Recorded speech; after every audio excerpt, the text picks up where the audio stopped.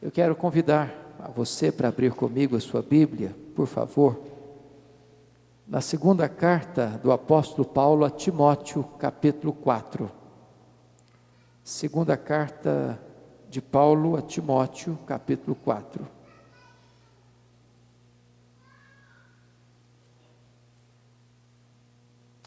Nós vamos fazer a leitura dos versos 6 ao verso 18. 2 Timóteo 4, 6 a 18. É muito importante entender, antes da leitura, que Paulo escreveu esta carta da sua segunda prisão em Roma. Esta foi a última carta que Paulo escreveu. E essa segunda prisão não era uma prisão como a primeira, uma casa, uma prisão domiciliar, mas ele estava numa masmorra, escura, úmida, fria e insalubre, de onde as pessoas saíam leprosas ou para o martírio. Foi desta masmorra que Paulo escreve esta carta, a última carta. Este capítulo é o último capítulo da carta, e os versos que vamos ler são os últimos versos deste capítulo. Consequentemente, o que vamos notar aqui são as últimas palavras de Paulo antes de morrer. Portanto, vale a pena prestar atenção. E ele diz assim: quanto a mim, já estou sendo oferecido por libação, e o tempo da minha partida é chegada. Combati o bom combate, completei a carreira, guardei a fé. Já agora a coroa da justiça me está guardada, a qual o Senhor reto juiz me dará naquele dia, e não somente a mim, mas a todos quantos amam a sua vinda. Procura vir ter comigo depressa, porque Demas, tendo amado o presente século, me abandonou e se foi para Tessalônica. Crescente foi para a Galácia, Tito para a Dalmácia, somente Lucas está comigo. Toma contigo Marcos e traze-o, pois me é útil para o ministério. Quanto a Tíquico, mandei-o até Éfeso. Alexandre o latueiro causou-me muitos males. O Senhor lhe dará paga segundo as suas obras. Tu guarda-te também dele, porque resistiu fortemente às nossas palavras. Na minha primeira defesa, ninguém foi a meu favor, antes todos me abandonaram.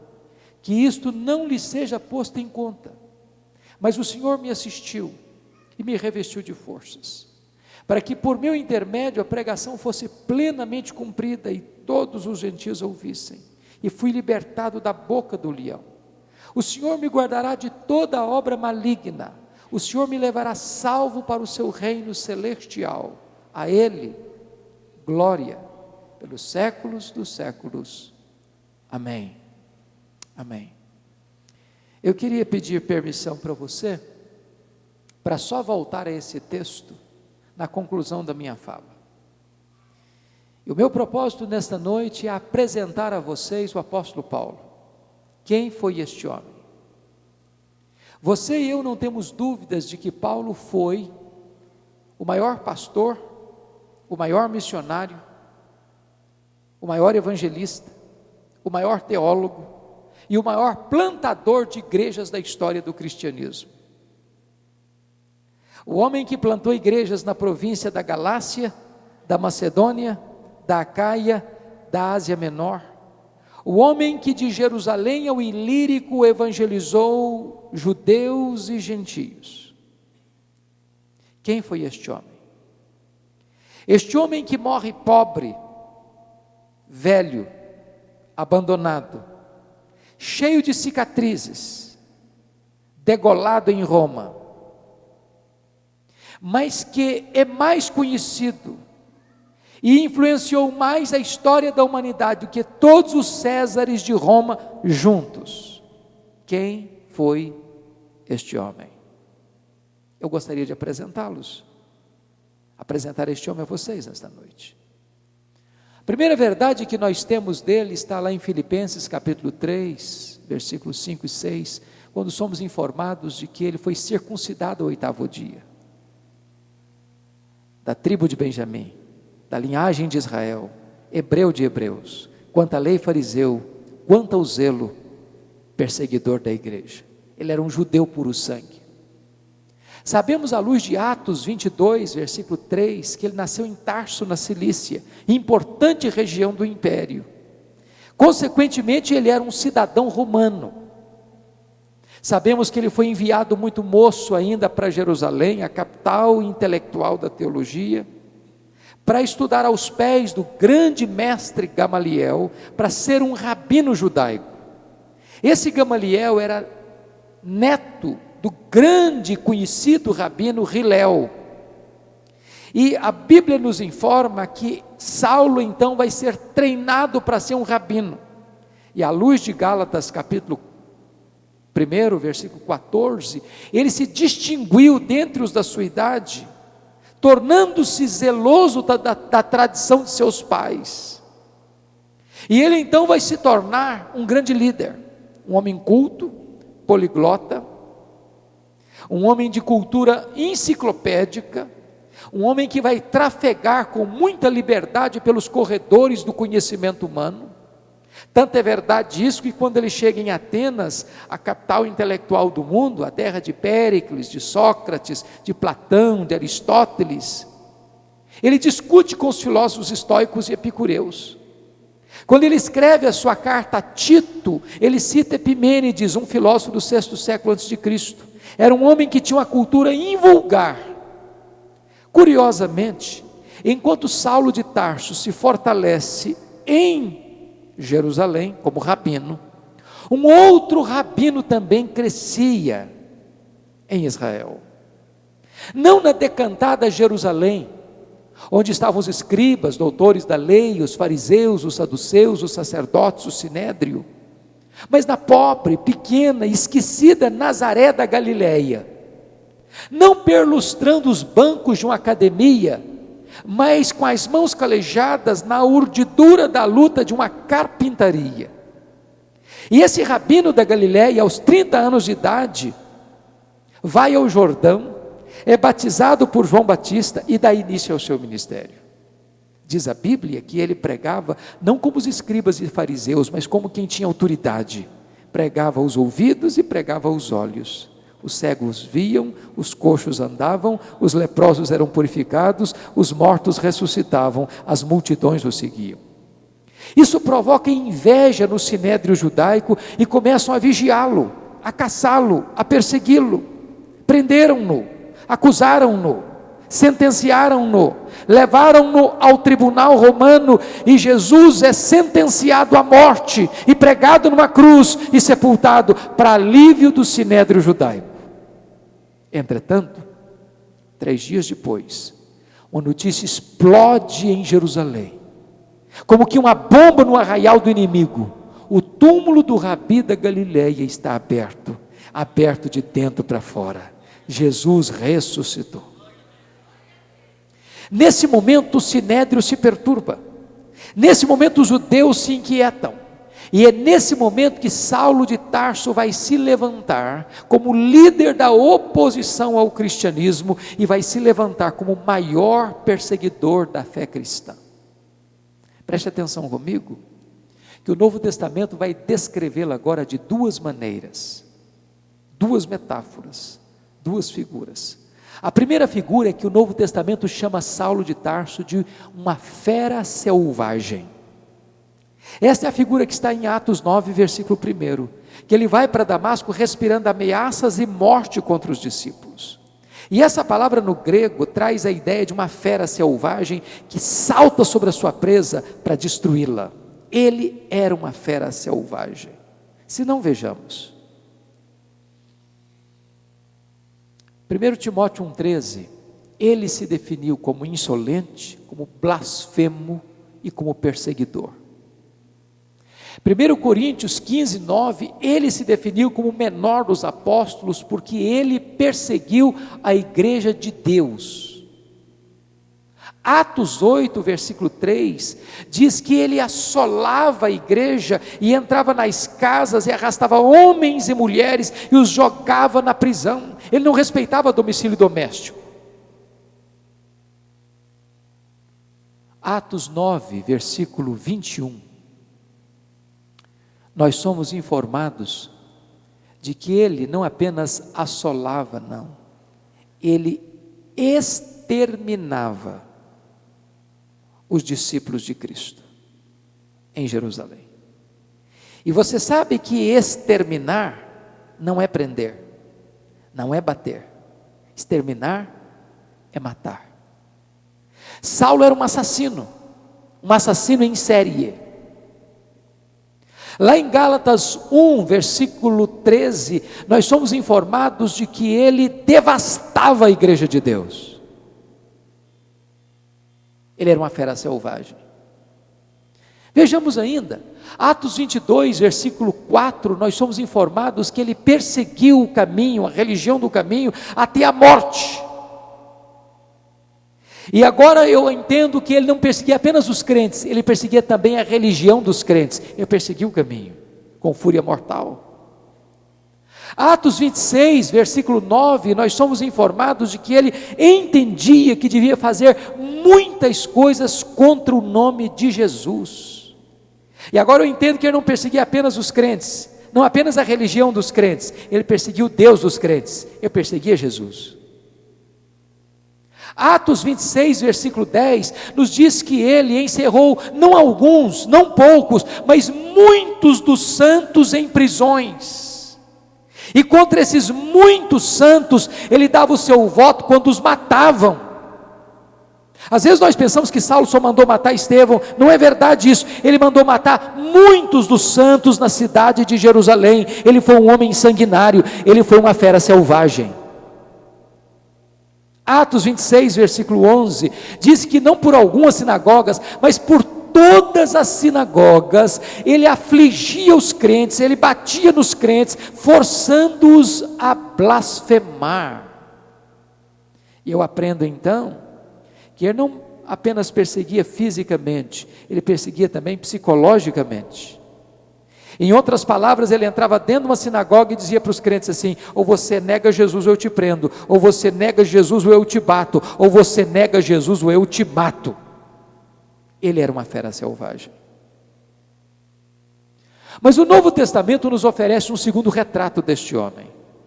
Saulo não era apenas uma fera selvagem, em segundo lugar, ele era um touro, indomável. Esta figura está em Atos 26, 14, quando o próprio Jesus aparece para ele no caminho de Damasco, dizendo assim: Saulo, Saulo, por que me persegues? Dura coisa te é recalcitrares contra os aguilhões. Eu que fui criado na roça, entendo muito bem esta figura. Para amansar um garrote, um bezerro ou um boi, você usa um instrumento chamado aguilhão. Às vezes nós pensamos que o Espírito de Deus só começou a trabalhar em Saulo no caminho de Damasco. Isso não é verdade. Toda vez que Saulo entrava numa casa e arrastava um homem ou uma mulher para jogar na cadeia, toda vez que Saulo entrava numa sinagoga e batia nos crentes da sinagoga e os jogava na cadeia, e tentava forçá-los a blasfemar, e esses crentes preferiam morrer a negar o nome de Jesus, e esses crentes, em vez de morrer murmurando e blasfemando, eles morriam glorificando a Deus. Era Deus picando a consciência deste homem, era Deus ferroando esse touro bravo, mas esse touro bravo não quer ser amansado. Até o dia que esse touro bravo vai para Damasco, respirando ameaças e morte, e de repente, o domador de touro bravos joga esse touro bravo no chão, e grita do céu: Saulo, Saulo, por que me persegues? Dura coisa te é recalcitrares contra os aguilhões. O touro bravo está caído, o touro bravo está vencido, o touro bravo está subjugado, o maior perseguidor do cristianismo está convertido. Fecha-se aqui o primeiro capítulo da sua vida. Abre-se um novo capítulo, a preparação de Saulo para o ministério. E você vai entender que este homem foi levado cego, diante da gloriosa visão que ele teve no caminho de Damasco, para a cidade de Damasco, na rua direita, na casa de Judas, e ele fica 3 dias ali, orando e jejuando. Quando o próprio Senhor aparece para Ananias em Damasco, um discípulo, e diz: vai à rua direita, na casa de Judas em Damasco, porque eu quero que você ore por Saulo, e imponha as mãos sobre ele para ele ser curado da cegueira. Ananias responde para Deus assim, em Atos 9,13: Senhor, mas eu tenho escutado de tanta gente, quantos males tem feito este homem aos teus santos em Jerusalém. Mas Deus diz: vai, porque ele é para mim um vaso escolhido. Eu enviarei para longe aos gentios, e eu lhe mostrarei o quanto importa sofrer pelo meu nome. Ananias foi, Ananias o chamou de irmão, Ananias impôs as mãos sobre ele, ele foi curado, ele recebeu o Espírito Santo e ele foi batizado. Agora abra sua Bíblia comigo em Atos 9:20, por favor. O que aconteceu com ele, depois que ele foi curado, depois que ele foi revestido com o Espírito Santo e depois que ele foi batizado? Veja comigo aí Atos 9:20. Logo depois, diz a Bíblia, que ele passou a pregar nas sinagogas de Damasco, afirmando que Jesus é o Filho de Deus. Agora, por favor, leia o verso 22 comigo, quando a Bíblia diz que Saulo mais e mais se fortalecia, confundindo os judeus, demonstrando que Jesus é o Cristo. E eu vou lhe fazer uma pergunta: há alguma diferença entre a pregação do verso 20 para a pregação do verso 22? Preste atenção no texto. No verso 20 ele afirma que Jesus é o Filho de Deus. No verso 22 ele demonstra que Jesus é o Messias, que Jesus é o Cristo.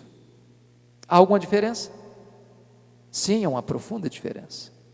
No verso 20 a pregação é declaratória, no verso 22 ela é demonstrativa. E demonstrar é provar uma tese, detalhada, meticulosa e exaustivamente. A grande pergunta é: quanto tempo durou entre a pregação do verso 20, onde ele afirmava, para a pregação do verso 22, onde ele demonstrava que Jesus era o Messias? Atos não responde, mas a resposta está em Gálatas capítulo 1, versículo 15 a 17. Esse tempo foi de 3 anos. 3 anos.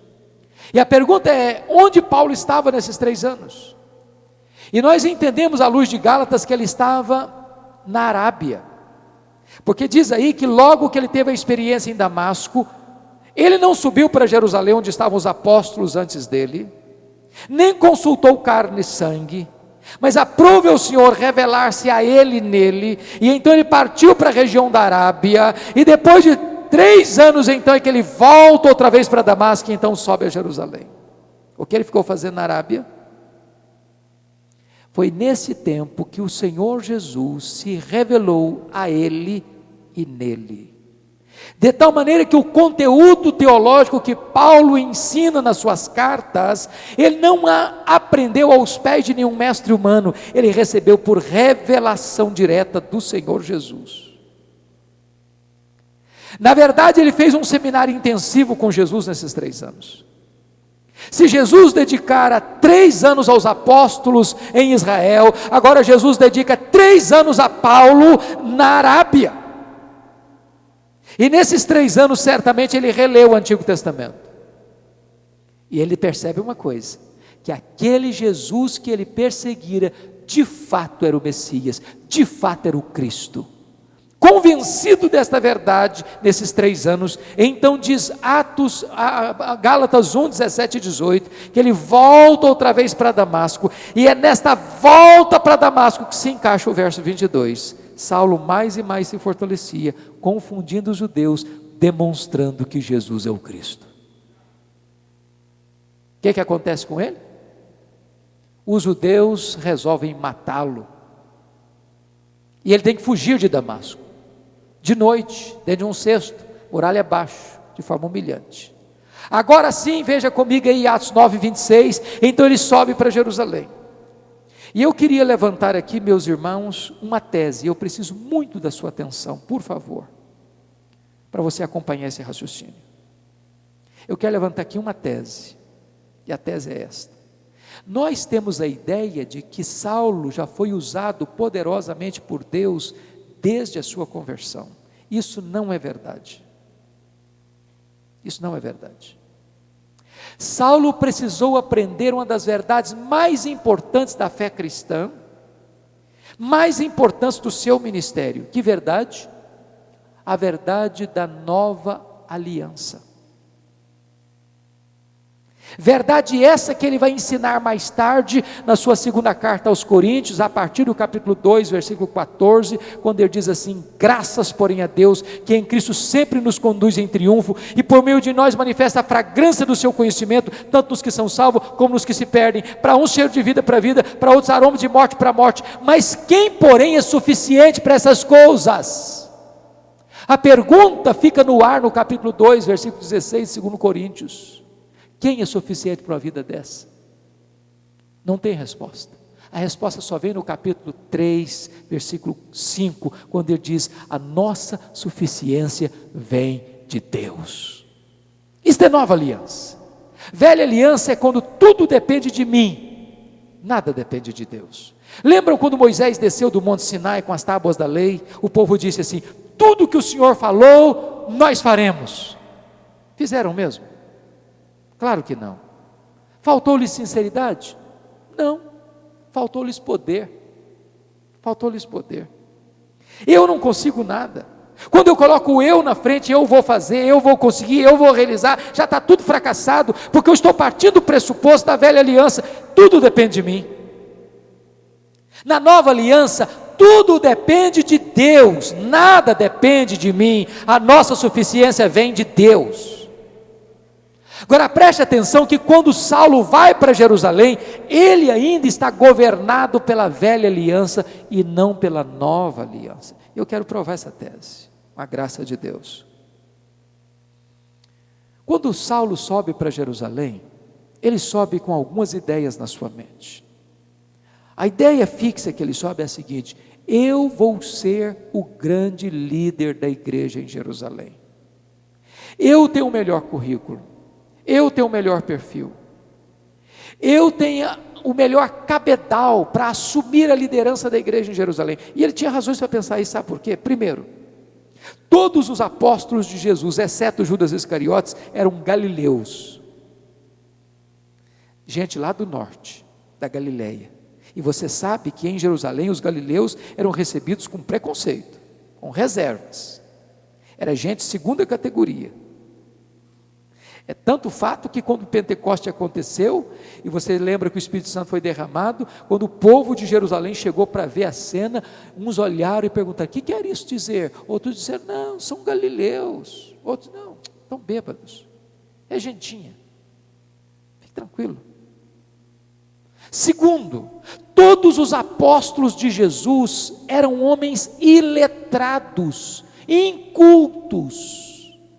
E Jerusalém era o local onde se reunia a liderança judaica intelectual, os doutores da lei, os escribas, os fariseus, os saduceus, os sacerdotes, o sinédrio. E Saulo pensou assim: esses homens incultos não vão conseguir alavancar a obra aqui nessa cidade tão preconceituosa, tanto com gente da Galileia quanto com gente inculta. Terceiro, ele conhecia Jerusalém, ele estudou em Jerusalém, criou-se em Jerusalém, ele era talvez um dos membros do Sinédrio, ele conhecia os intestinos do poder eclesiástico daquela cidade, ele tinha trânsito livre nos corredores do poder daquela cidade, do poder eclesiástico, do poder religioso. Ele diz: eu tenho o melhor perfil, eu tenho o melhor currículo, eu vou ser o líder. Sabe o que aconteceu com ele? Olha aí Atos 9, 26, quando ele chega em Jerusalém, todos os discípulos, não alguns, todos, não acreditaram que ele fosse discípulo, acharam que ele estava blefando, que ele estava sabotando a fé cristã, e bateram a porta da igreja na cara dele. Primeira decepção, nem acolhido na igreja ele foi. Agora olha Atos 9, 27, Barnabé vai interferir, vai pegar Saulo, vai apresentá-lo aos apóstolos, vai contar a visão que ele tivera no caminho de Damasco, e agora então Saulo recebe acolhida na igreja, e logo que ele recebe acolhida na igreja, ele começa a trabalhar, começa a falar, começa a pregar, começa a discutir com os gregos helenistas, gregos que tinham nascido fora de Israel, e quando ele começa o seu trabalho entusiasmado, os gregos helenistas dizem: vamos matá-lo. Aí os discípulos se reúnem, ou seja, os membros da igreja se reúnem e dizem assim para ele: Saulo, você não pode ser nosso pastor, você tem que ir embora daqui. Ô gente, ser mandado embora de uma igreja não é fácil, não é fácil. Sabe o que aconteceu com ele? Ele não foi embora, ele não foi embora. Mas não foram apenas os crentes, os membros da igreja de Jerusalém, que não queriam que ele ficasse, não. Deus também mandou ele sair da igreja. Veja comigo Atos 22, 17. Diz o texto lá que ele estava em Jerusalém, quando ele teve uma visão, e o próprio Deus apareceu para ele e diz: vai embora de Jerusalém, que eles não vão te ouvir. Ô gente, ser mandado embora da igreja pela liderança da igreja, ou pelos membros da igreja é uma coisa, mas ser mandado embora da igreja pelo próprio Deus, sabe o que ele fez? Ele não foi embora, não foi. Aliás, ele começa a discutir com Deus, ele começa a razoar com Deus. Olha aí Atos 22, versículos 18 e 19, diz: mas Deus, eu persegui a igreja aqui em Jerusalém, quando se matou Estevão por testemunho, eu estava presente, consentia nisso, e até guardei as vestes daqueles que o apedrejaram. Ele está dizendo em outras palavras para Deus o seguinte: ô Deus, o Senhor vai cometer um erro estratégico me tirando daqui, eu sou o cara, eu sou o homem, eu sou o líder, eu tenho o melhor perfil, eu tenho o melhor currículo, o Senhor não pode fazer isso. Só que Deus não mudou, foi Saulo quem teve que mudar e mudar-se, e Deus diz: vai. Sabe o que aconteceu com ele? Ele não foi, não foi. Volta comigo para Atos 9:30, por favor. Diz que os discípulos se reuniram, levaram Saulo até Cesareia. Veja que ele não foi, ele foi levado, ele não saiu, saíram com ele. Ele saiu de Jerusalém como Ló saiu de Sodoma, a reboque. E de Cesareia mandaram para onde mesmo esse camarada? Para Tarso. E onde era Tarso? A cidade que ele nasceu, a casa dele. Sabe o que Deus está dizendo para esse cara que acha que é insubstituível? Deus está dizendo para ele: meu filho, arruma as malas e volta para casa. Se você pensa que eu preciso de você, é você que precisa de mim. Você tem que aprender ainda o princípio da nova aliança. Tudo depende de Deus, nada depende de mim. E ele ficou em Tarso em torno de uns 10 anos no anonimato, longe do palco, longe das luzes da ribalta, longe dos holofotes. Mas o pior não tinha acontecido ainda. Leia agora Atos 9:31.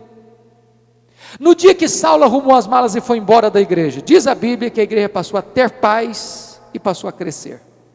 Você quer coisa pior para um pastor do que isso?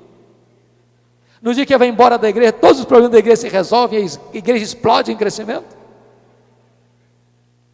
Deus estava trabalhando nesse homem para depois trabalhar através desse homem.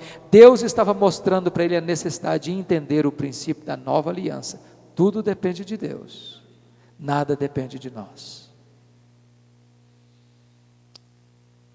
Muitos anos depois explode um avivamento em Antioquia da Síria, e a igreja de Jerusalém manda para lá o seu melhor pastor, Barnabé. Barnabé chega e vê a graça de Deus prosperando, lembrou-se de Saulo e foi atrás dele em Tarso, e o buscou para trabalhar com ele em Antioquia durante 1 ano. Eles pregaram e eles ensinaram. Tendo eles pregado e ensinado durante 1 ano, estando orando e jejuando, o Espírito Santo apareceu e disse: agora separai-me a Barnabé e a Saulo para a obra a que os tenho chamado. Preste atenção que não foi Saulo e Barnabé, foi Barnabé e Saulo. Você já foi reserva alguma vez? Você já ficou na sombra de alguém alguma vez? Você já andou debaixo do cajado de alguém alguma vez? Saulo não era o líder, ele era o liderado. Deus ainda estava trabalhando nele, para depois trabalhar através dele. Então eles partiram, Barnabé, Saulo e o jovem João Marcos como um auxiliar dos dois, que era primo de Barnabé, o João Marcos. E eles então começam a obra missionária e chegam na ilha de Chipre e vão à cidade de Pafos. E lá o governador, o procônsul Sérgio Paulo, está interessado no evangelho, mas o seu mago particular, Elimas, tenta impedir o governador ou o procônsul de se converter, porque se o governador se converter, você perdeu o emprego, porque ele era um mágico particular. E como Saulo percebeu que aquele mágico estava tentando impedir o procônsul de se converter, Saulo olhou para ele e, cheio do Espírito Santo, disse: ó servo do diabo, até quando perverterás os retos caminhos de Deus? Pois ficarás cego. O mágico fica cego, o procônsul se converte, o temor de Deus cai sobre a multidão presente. E diz a Escritura que a partir de Pafos, Saulo deixa de usar o seu nome judaico Saulo e passa a usar o seu nome romano Paulo, e a partir dali ele torna-se o maior líder do cristianismo, porque já havia aprendido a verdade: tudo depende de Deus, nada depende de mim. Eles estão entrando na região de Salamina, quando na Perge da Panfilha e Salamina, quando era uma região alagadiça, muito perigosa, com muitos pântanos, com muitas doenças endêmicas na época, sobretudo febre maleita e muitas outras mais. E diz a Bíblia que Saulo fica doente. E João Marcos volta para Jerusalém, com medo, muito moço ainda. Talvez ele pensasse que missões fosse uma viagem de turismo. Ele diz: não, esse negócio é perigoso demais, a minha vida é muito jovem ainda, eu não quero entrar nessa não. E voltou. E diz Gálatas 4,14, que por causa de uma enfermidade física, foi que Paulo pregou pela primeira vez o evangelho na região da Galácia. Eu não sei que enfermidade era essa, mas em 2 Coríntios capítulo 12, Paulo diz que foi um espinho na sua carne, um mensageiro de Satanás, para esbofeteá-lo. Enfermidade essa que ele orou 3 vezes para Deus tirar dele, e Deus não tirou, e disse: não, eu não vou tirar não, mas a minha graça te basta, meu poder vai se aperfeiçoar na sua fraqueza. Eu estou muito inclinado a crer que esse problema era uma febre malária que ele contraiu nessa região de Perge da Panfilha, e isso gerou uma dor de cabeça crônica e aguda, e dizem os estudiosos que era uma dor lancinante, insuportável, que atingia inclusive a própria visão. Por isso que Gálatas diz, capítulo 4, que quando os crentes da Galácia o receberam, tiveram tanta compaixão por ele, que se possível, teriam arrancado os próprios olhos para dar-los a Paulo. E Paulo então chega na província da Galácia, naquelas regiões montanhosas, a mais de 1000 metros acima do nível do mar, e ele prega ali em Antioquia da Pisídia, ele prega ali em Icônio, ele prega ali em Listra, ele prega ali em Derbe, com lutas, com lágrimas, com sangue, a ponto de ser apedrejado em Listra e arrastado da cidade como morto. Mas por onde ele passa, ele deixa convertidos, ele deixa líderes estabelecidos, ele deixa igrejas plantadas. Ele está de volta agora na primeira viagem missionária, e leia comigo por favor Atos 14, versículo 27, quando ele retorna para a base, retorna para a igreja de Antioquia da Síria, para dar um relatório desta primeira viagem missionária, e tendo reunido os discípulos, relatou para eles quantas coisas fizera Deus, e como Deus abrira a porta da fé para os gentios. Nota de rodapé: há espaço para testemunho na igreja. Segundo, não há espaço para projeção humana na igreja. Relataram não quantas coisas fizeram eles, aprendeu a doutrina da nova aliança, quantas coisas fizera Deus. Quem faz a obra é Deus, nós somos apenas os instrumentos. Portanto, não cabe qualquer aplauso ao homem, qualquer glória ao homem, qualquer tributo de honra ao homem, porque toda a glória pertence a Deus. Agora preste atenção, meus amados irmãos, que quando Deus faz a obra, o inimigo também se incomoda muito. Não há obra de Deus sem oposição, não há. E logo em seguida, Atos 15:1 começa o problema. Porque quando Paulo chega com Barnabé em Antioquia da Síria e dá esse relatório, a notícia chega em Jerusalém que os gentios estavam se convertendo. Aí alguns membros da seita dos fariseus desce de Jerusalém e começa a dizer para os crentes gentios: se vocês não se circuncidarem, vocês não podem ser salvos. Capítulo 15, versículo 5: se vocês não guardarem a lei de Moisés, vocês não podem ser salvos. Preste atenção que isso é um problema muito sério, porque aqui está alterando o evangelho, está dizendo que sua fé em Cristo não é suficiente para a salvação, que a salvação é uma somatória de fé mais obras. Isso não é o evangelho. O evangelho mostra que a salvação é exclusivamente pela graça de Deus mediante a fé. Não é o que eu faço para Deus, é o que Deus fez por mim em Cristo. Então não adianta fazer missões se a teologia está ruim. Primeiro preciso consertar a teologia, precisa acertar a mensagem, porque quanto mais pregam a heresia, pior fica. O que aconteceu? Tiveram que reunir os apóstolos e os presbíteros em Jerusalém, discutir a matéria. Nesse concílio falou Pedro, falou Paulo e Barnabé. Tiago, irmão de Jesus, que era o presidente deste concílio, toma as decisões, junto com aqueles irmãos, pareceu bem ao Espírito Santo e a nós tomar as seguintes decisões: não vamos impor aos gentios nenhuma coisa, nenhuma exigência para a salvação, é só a fé em Cristo. Agora vamos exigir e pedir deles que tomem cuidados com alguns aspectos culturais do judaísmo, para não criar barreira para o evangelho. Decisão tomada, decisão escrita, decisão comunicada às igrejas. Agora está tudo em paz, agora a teologia está boa, vamos voltar para a segunda obra missionária. Atos 15, 37 a 41, veja aí. Agora Paulo chega para Barnabé e diz: Barnabé, vamos voltar para a segunda viagem missionária? Barnabé disse: vamos sim, Paulo, só um detalhe, eu quero levar de volta o meu primo João Marcos, já está querendo ir conosco, e eu quero investir na vida dele. Paulo endureceu e disse: comigo esse moço não vai. Eu não acho justo levarmos aquele que nos abandonou desde lá de trás, em perto da Panfilha. Comigo esse moço não vai, eu não o quero na minha presença, eu não aceito na minha companhia, ele não vai comigo. E diz a Bíblia aí que houve tal desavença entre Paulo e Barnabé, que os dois não puderam andar juntos mais. Aí Barnabé pegou o seu primo João Marcos, foi para Chipre. Paulo pegou Silas, um dos membros da igreja de Jerusalém, que viera para trazer o relatório para as igrejas, e partiu encomendado pela graça de Deus para outra região. Nota de rodapé de novo: líderes crentes não deveriam brigar, mas às vezes brigam. Líderes não deveriam ter desavença um com o outro, mas às vezes tem.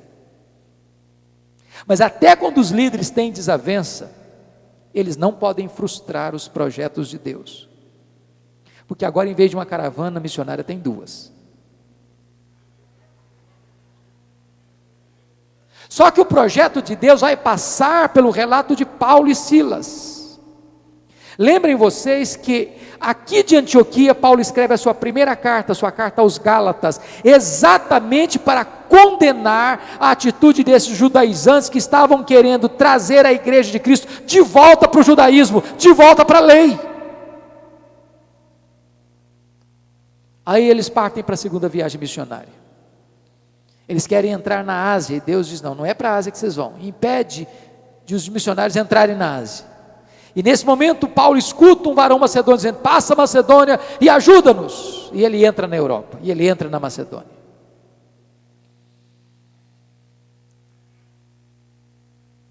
Preste atenção num fato muito importante aqui. Deus orienta o rumo missionário da igreja, mas quem escolhe os melhores métodos somos nós. Porque você vai notar que Paulo só vai se fixar em cidades estratégicas. Filipos era colônia romana, Tessalônica era a capital da Macedônia, Bereia era a importante cidade da Macedônia, Atenas era a capital intelectual do mundo, Corinto era a capital da Acaia. Traduz-se por Grécia. Preste atenção, que Paulo só vai se fixar em cidades estratégicas.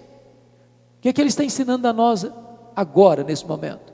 Vamos plantar uma igreja? Vamos. Em que cidade? Vamos comprar um terreno para construir um templo? Vamos. Em que bairro? Em que rua? Que terreno vamos comprar?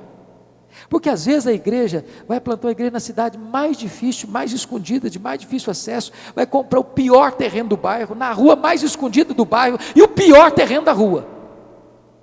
Aí vai plantar uma igreja lá que vai ficar 20 anos com uma pequena congregação.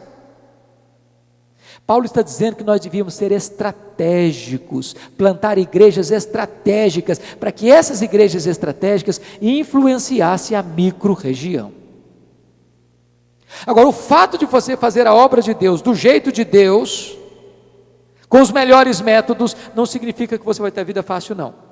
Porque Paulo foi preso e açoitado em Filipos, Paulo foi escorraçado em Tessalônica, Paulo foi enxotado de Bereia, Paulo foi chamado de tagarela em Atenas, e Paulo foi chamado de impostor em Corinto. De Corinto ele escreve as suas 2 cartas à igreja de Tessalônica. E agora na terceira viagem ele volta e vai ficar 3 anos em Éfeso. Éfeso era a capital da Ásia Menor. Era uma cidade cosmopolita de mais de 200 mil habitantes. Lá em Éfeso ficava o templo da deusa Diana. O templo da deusa Diana, um belíssimo palácio de mármore branco, era 8 vezes maior do que o Partenon de Atenas. Os nichos da deusa Diana, que eram miniaturas do templo da deusa Diana, eram vendidos a rodo na cidade de Éfeso e aquecia o comércio de Éfeso. Nos 3 anos que Paulo passa ali, ele desarticula a idolatria da cidade, ele desarticula a feitiçaria da cidade, a ponto das pessoas queimarem os seus livros em praça pública. Milhões de reais hoje seriam de livros queimados em praça pública, e a palavra de Deus prevalece em Éfeso, e a partir de Éfeso, Paulo influencia toda a Ásia Menor, plantando as igrejas que hoje nós conhecemos como as 7 igrejas do Apocalipse, ou as 7 igrejas da Ásia Menor. De Éfeso, ele escreve as suas 2 cartas à igreja de Corinto. Agora ele está saindo de Éfeso, rumo a Jerusalém,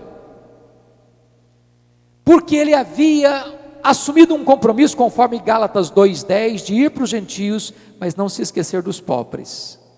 E agora ele está levantando uma oferta para os pobres da Judeia, porque conforme Atos 18:2, Cláudio, o imperador romano, expulsou os judeus de Roma, e houve uma grande fome e miséria na Judeia, e Paulo está levando uma oferta para os crentes da Judeia. Quando ele está caminhando, ele para na Acaia, sobretudo em Corinto, fica 3 meses em Corinto, e escreve a sua carta mais importante dali, sua carta aos Romanos. E nesta carta ele pede oração para a igreja de Roma, para a viagem que faria a Jerusalém, e o pedido era duplo: primeiro, que ele não fosse morto pelos rebeldes judeus; segundo, que os judeus recebessem de bom grado a oferta que ele estava levando dos crentes gentios. Paulo queria que a igreja fosse abençoada com coisas materiais, porque havia abençoado a igreja gentílica com verdades espirituais.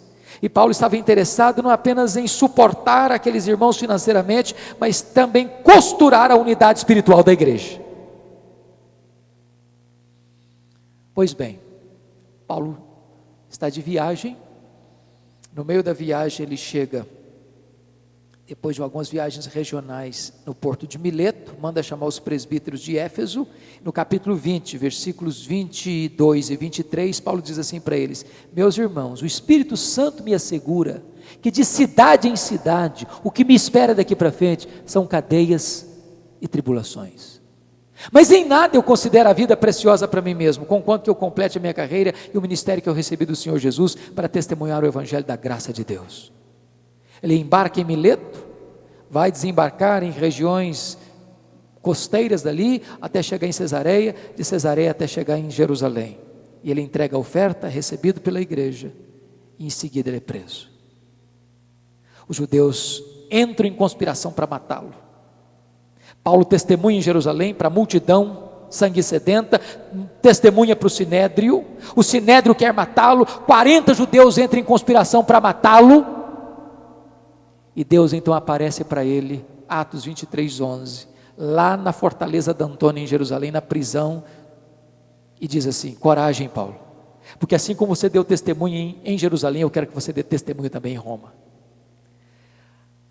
A orquestração contra Paulo é descoberta, o sobrinho de Paulo comunica a Paulo, Paulo comunica ao centurião, o centurião comunica ao comandante, o comandante naquela mesma noite usa 470 soldados para tirar Paulo de Jerusalém e levá-lo até Cesareia, quartel-general de Roma, onde estava o governador Félix.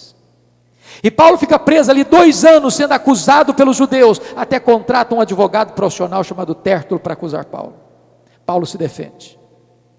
Na troca de governo de Félix para Festo, Festo sobe para Jerusalém para uma conversa com o Sinédrio tenta cooptar o governador, corromper o governador, para que mandasse Paulo para Jerusalém, para ser julgado em Jerusalém, porque queriam matá-lo na estrada, e Paulo percebeu que o governador estava inclinado a fazer isso, e disse: não, eu sou cidadão romano, quero ser julgado diante de César, quero ser julgado em Roma. O governador disse: para Roma você quer ir? Para Roma você irá. No dia que Paulo pegou um navio para Roma, porque Deus o queria em Roma, ele enfrenta um naufrágio. Você pode entender isso? Tinha naquele navio 276 presos. Chegou um momento de pânico, de desespero tal, que depois de jogar toda a carga do navio fora, o desânimo e o pânico tomou conta de todos, e eles disseram: nós vamos morrer. Neste momento, o anjo de Deus apareceu para Paulo e disse: coragem, Paulo, ninguém vai morrer. Eu entreguei toda essa gente nas suas mãos, mas vocês vão ter que dar numa ilha. Quando o dia amanheceu, eles avistaram a ilha de Malta. O navio se despedaça todo, mas todos os prisioneiros e tripulação se salva na ilha de Malta, e os malteses os receberam com urbanidade, porque eles estavam molhados, transidos de frio, e montaram uma grande fogueira num lugar aberto para aquecê-los, e o único que quis manter a fogueira acesa foi Paulo, que foi catar alguns gravetos para jogar na fogueira, e quando ele pega aqueles gravetos e joga na fogueira, do fogo brota uma víbora e prende na mão do Paulo. Aquela cobra tinha 276 outras opções para morder. Foi morder logo na mão do Paulo. E quando os bárbaros viram aquela cobra presa na mão do Paulo, eles gritaram imediatamente: é um assassino, tenta se livrar do mar, a justiça não deixa viver, vai cair, vai inchar, vai morrer. Não caiu, não inchou, não morreu, mudaram de opinião, é um Deus. Não, não era nem um assassino, nem um Deus, era o servo do Deus Altíssimo. Na verdade, não foi a tempestade que levou Paulo para a ilha de Malta, foi a mão da providência divina. Porque o pai do prefeito estava doente, e Paulo orou por ele, ele foi curado. Os demais enfermos vieram, Paulo orou por eles, eles foram curados. E agora os bárbaros que não falavam grego, os malteses, mandaram Paulo para Roma, com todas as suas necessidades supridas. E ele chega em Roma, preso e algemado. Fica 2 anos preso. E é desta prisão que ele vai escrever Efésios, Filipenses, Colossenses e Filemon. E na sua carta aos Filipenses, capítulo 1, versículo 12, ele diz assim: meus irmãos, eu quero cientificar-vos de que as coisas que me aconteceram têm antes contribuído para o progresso do Evangelho. Eu não sou prisioneiro de César, eu sou prisioneiro de Cristo, eu sou embaixador em cadeias. Este homem entende uma coisa, que quem dirige a vida dele é Deus. E se você pudesse entrevistá-lo e perguntar: que coisas, Paulo, aconteceram com você, que contribuíram para o progresso do Evangelho, que coisas são essas? Ele iria dizer para nós: olha, eu fui perseguido em Damasco, eu fui rejeitado em Jerusalém, fui esquecido em Tarso, eu fui apedrejado em Listra, eu fui preso e açoitado em Filipos, fui escorraçado de Tessalônica, fui enxotado de Bereia, fui chamado de tagarela em Atenas, fui chamado de impostor em Corinto, eu enfrentei feras em Éfeso, eu fui preso em Jerusalém, eu fui acusado em Cesareia, eu enfrentei um naufrágio para Roma, eu fui picado por uma cobra em Malta, eu cheguei em Roma preso e algemado, mas eu quero que vocês saibam que as coisas que me aconteceram têm antes contribuído para o progresso do Evangelho. Esse homem não crê em acaso, esse homem não crê em sorte, esse homem não crê em azar, esse homem não tem medo de olho gordo, esse homem não crê em feitiço, esse homem não tem medo de sexta-feira 13, esse homem sabe que a mão de Deus dirige o destino da sua vida. Porque ele estava preso, ele compartilha em Filipenses 1, a igreja foi mais encorajada a pregar, Ray Stedman tem um método para o crescimento da igreja que, segundo ele, é infalível. Eu não gosto. Ele diz: quer ver a igreja crescer? Bote os pastores na cadeia. Porque Paulo ficou preso, a igreja se levantou para pregar, com motivações, alguns erradas, é bem verdade, uns por inveja, outros por porfia, outros por ciúmes. O que importa? Se está pregando o evangelho, que a motivação seja errada, ele vai dar conta para Deus. É claro que Paulo não está elogiando quem está pregando heresia, que quem está pregando heresia deve se calar, mas se está pregando o evangelho, ele diz: ainda que a motivação não esteja boa, que me importa, diz ele. Porque Paulo estava preso, diz ele evangelizou toda a guarda pretoriana, bem como os demais. E você pergunta: mas o que é isso, guarda pretoriana? Guarda pretoriana era a guarda pessoal do imperador, era a guarda de elite, de escol. Eram 16 mil soldados que tinham trânsito livre no corredor do palácio. Era gente que tinha influência política no império. E durante 2 anos, em 3 turnos por dia, um soldado de cada lado algemado com Paulo, e Paulo evangelho neles, evangelho neles, evangelho neles, evangelho neles, evangelho neles. Depois de 2 anos, a guarda pretoriana estava toda evangelizada.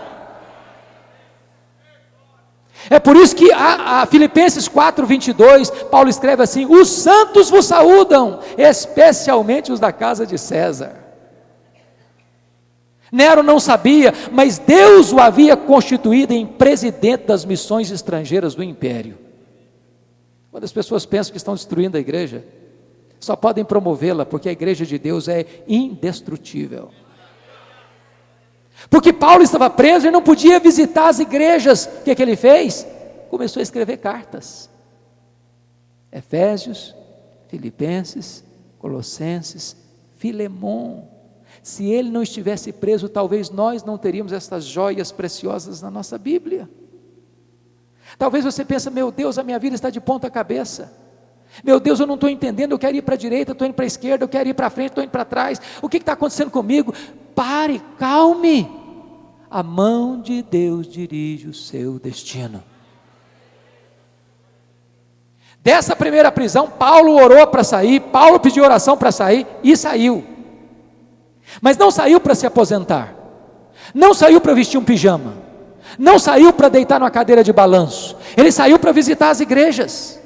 Ele deixou Timóteo em Éfeso, deixou Tito na ilha de Creta, foi até Nicópolis, talvez tenha ido até Espanha.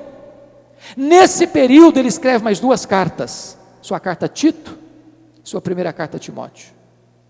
Agora preste atenção numa coisa: a política do mundo está mudando.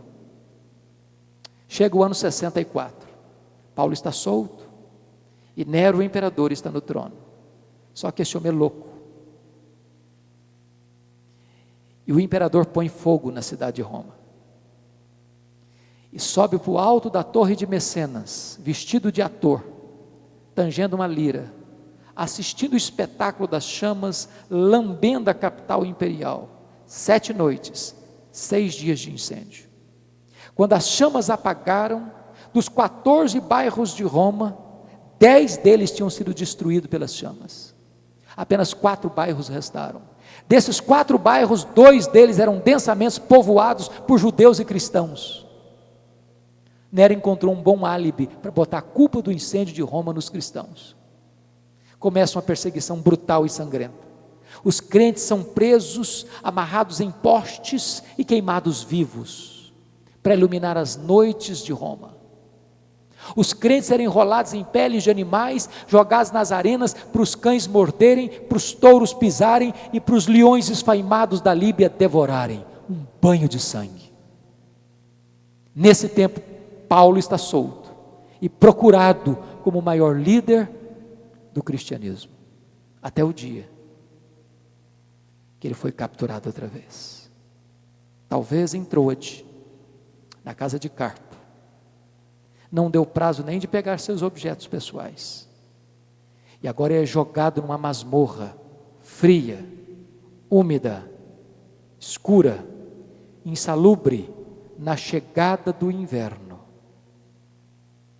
lugar de onde as pessoas só saíam leprosas ou para o martírio. Pois é desta masmorra que ele vai escrever sua última carta, segunda carta a Timóteo. E agora eu peço que você abra o texto lá no começo, quando lemos, para nós encerrarmos.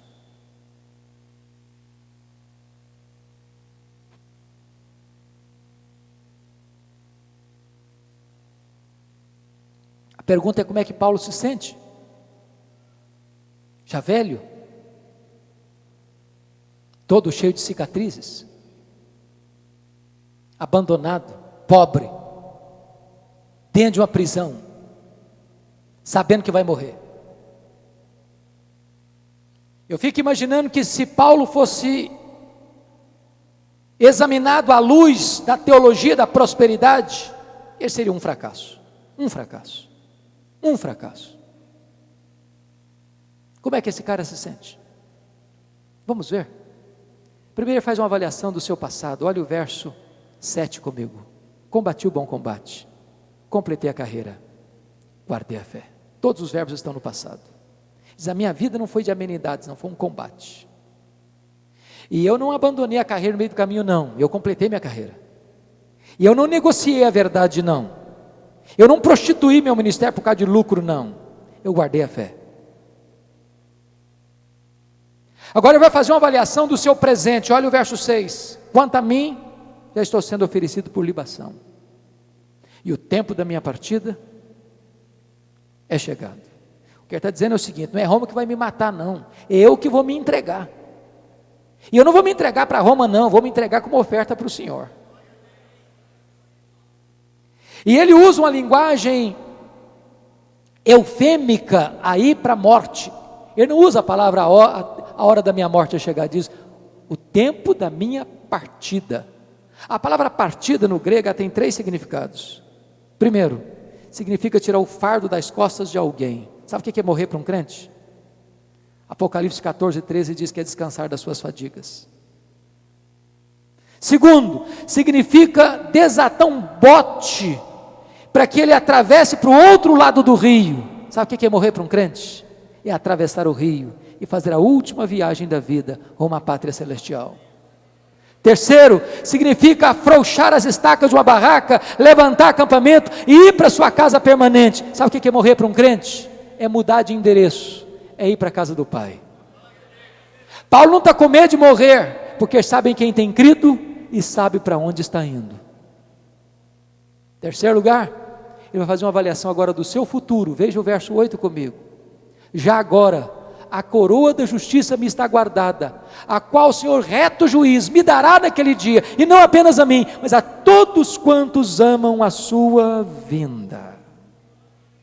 Paulo está dizendo, eu não estou indo para a guilhotina, eu não estou indo para a espada, eu não estou indo para a sepultura, eu não estou indo para um túmulo gelado, eu estou indo para a presença do Pai, eu estou indo para a presença daquele que vai me coroar com a coroa da justiça. Ele está dizendo o seguinte: não importa se Roma vai me considerar culpado e réu de morte, o que importa é que Jesus, o reto juiz, diante de quem eu e todos vão comparecer, já me justificou, e já me declarou sem culpa, e já reservou para mim a coroa da justiça. Louvado seja Deus. Mas esse homem, queridos, não é um super-homem, nem é um super-crente. Ele é um homem, e ele tem emoções. E ele não tem vergonha de compartilhá-las conosco, ainda que nos portais da morte. E ele vai mostrar para nós os dramas que ele está enfrentando naquela masmorra. E o primeiro drama que ele está enfrentando é o drama da solidão. Olha comigo o verso 9. Procura vir ter comigo depressa. Olha o verso 21. Venha, filho, mas venha antes do inverno. Venha depressa. Olha o verso 11. Quando você vier, Timóteo, traz contigo Marcos, porque ele me é útil para o ministério. Ah, como eu gosto desse verso. Você se lembra de Atos 15, 37 a 41? Quando ele diz para Barnabé: eu não acho justo levarmos esse moço conosco, comigo ele não vai, eu não o quero na minha presença, ele não serve para andar comigo. Pois agora Paulo, antes de morrer, está dizendo: eu quero esse menino do meu lado. Eu quero esse menino encostando a cabeça no meu peito. Eu preciso dele. Ele é útil para mim. Paulo está nos ensinando que nunca é tarde para curarmos relacionamentos quebrados, para lidarmos com perdão, para reconhecermos os nossos erros e voltarmos atrás nas nossas palavras e atitudes. Segundo lugar, irmãos, Paulo está dizendo que ele enfrentou o drama do abandono. Olha o verso 10. Demas, tendo amado o presente século, me abandonou. Não é fácil lidar com abandono, sobretudo no final da vida. E quando você mais precisa de um ombro amigo, você perceber que aqueles que estiveram com você não estão mais. Alguém já disse que amigo é aquele que chega quando todos já foram embora. Na hora que mais Paulo precisava de Demas, Demas abandonou Paulo. Aliás, Demas só aparece 3 vezes no Novo Testamento. A primeira vez ele é chamado de cooperador. A segunda vez só aparece o nome dele. A terceira vez ele amou o presente século e abandonou. Gente que começa bem, gente que para, gente que retrocede. Terceiro lugar, Paulo está enfrentando aqui o drama da traição. Olha o verso 14 comigo. Alexandre o latueiro causou-me muitos males. O Senhor lhe dará paga segundo as suas obras. Os estudiosos dizem que foi Alexandre o latueiro quem delatou Paulo, culminando na sua segunda prisão e no seu consequente martírio. É gente que apunhala pelas costas, é gente que puxa o tapete, é gente que torce contra o patrimônio, é gente que se alegra com o seu sofrimento. Não é fácil lidar com isso, sobretudo quando você investiu a sua vida na vida desta pessoa. Agora olha comigo o versículo 15, Paulo diz que não foi apenas a oposição a ele, foi a oposição também à mensagem que ele pregava. Tu, Timóteo, guarda-te também dele, porque resistiu fortemente às nossas palavras. Alexandre perseguiu o pregador e a pregação, o mensageiro e a mensagem. Quarto lugar, Paulo vai lidar com o drama das privações. Olha o verso 13 comigo. Quando você vier, meu filho, traz a capa que deixou em Trode, na casa de Carpo, bem como os livros, especialmente os pergaminhos. Paulo está enfrentando 3 privações aqui, irmãos. A primeira privação é a privação emocional, está precisando de gente. Sabe, gente precisa de Deus, mas gente precisa de gente. Segundo, privação mental, ele está precisando de ler. Traz os meus livros, os pergaminhos. O que me impressiona é que Paulo sabe que vai morrer e ainda quer estudar. Tem gente que passa a vida inteira sem estudar nada. Terceira privação é privação física. Preste atenção aqui, irmãos. O inverno está chegando. E dentro de uma masmorra é mais frio lá dentro do que fora. E em Roma, temperaturas chegam abaixo de 0. E você sabe que gente mais velha sente mais frio do que gente mais nova. E ele diz em Filemon que ele era velho. E ele diz: meu filho, eu posso morrer de frio antes de morrer degolado. Portanto, quando você vier, traz a minha capa. O que me impressiona é que o maior pastor, o maior missionário, o maior teólogo, o maior plantador de igrejas da história do cristianismo, não tinha aposentadoria, não tinha casa para morar, não tinha carro para andar, não tinha roupa para vestir, não tinha sequer uma capa surrada para cobrir o seu corpo na hora do inverno. Quantas vezes você e eu reclamamos, murmuramos, tendo casa para morar, tendo cama para dormir, tendo roupa para vestir, tendo comida sobre a mesa.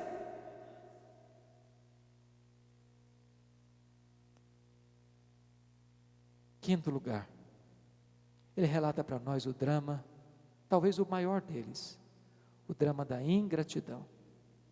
Ele diz no verso 16, na minha primeira defesa, ninguém foi a meu favor, antes todos me abandonaram, que isso não lhe seja posto em conta. Eu fico imaginando Paulo indo para aquela audiência, talvez pensando, vai ter um exército de crentes lá para me defender. O cara plantou igrejas na Galácia, na Macedônia, na Caia, na Ásia. Milhares de filhos na fé. Quando ele chega na audiência, não tem ninguém para dar uma palavra em favor dele. Você investe a sua vida, você se doa, você se entrega, você abençoa.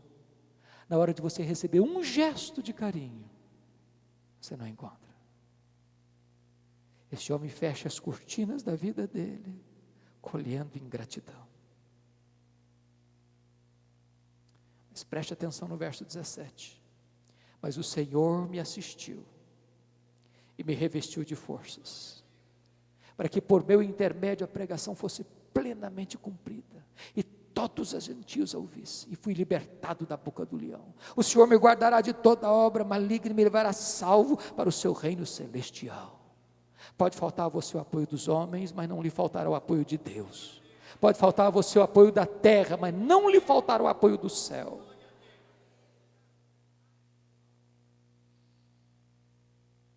Eu queria terminar. E o que eu vou dizer agora para você não está no texto.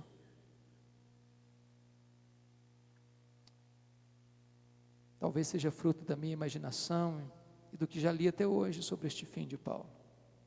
Mas eu vejo esta cena. Ela está vívida na minha memória.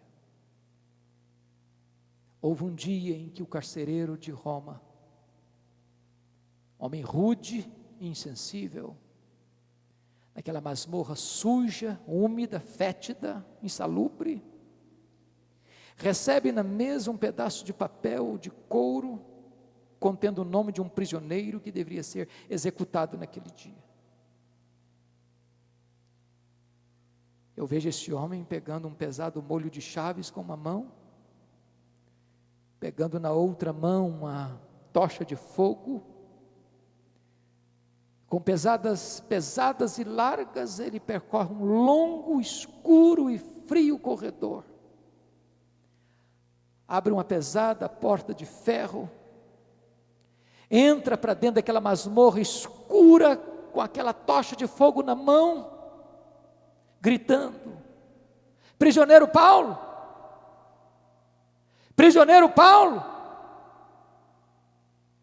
prisioneiro Paulo. E lá do fundo da masmorra o velho responde: sou eu estou aqui. Ele é algemado, ele é acorrentado, ele é retirado dessa masmorra, levado para o local do patíbulo. O carcereiro lhe pergunta: você quer dizer algumas palavras antes de morrer? E ele diz: eu quero. Talvez o carcereiro pensasse que ele fosse blasfemar, que ele fosse reclamar, que ele fosse mostrar a sua mágoa, a sua revolta, a sua dor. Mas Paulo ergue os olhos aos céus e diz a ele, ao Senhor Jesus: seja glória pelos séculos dos séculos, amém. Botou a cabeça no cepo, a espada de Roma tosou-lhe a cabeça para um lado, corpo para o outro, tombou na terra como um mártir, foi recebido no céu como um príncipe. É este homem que diz para você e para mim: sede meus imitadores, como eu sou de Cristo. Que Deus nos ajude a viver este cristianismo sólido, puro, vivo, maiúsculo, superlativo, para a glória do Senhor. Amém.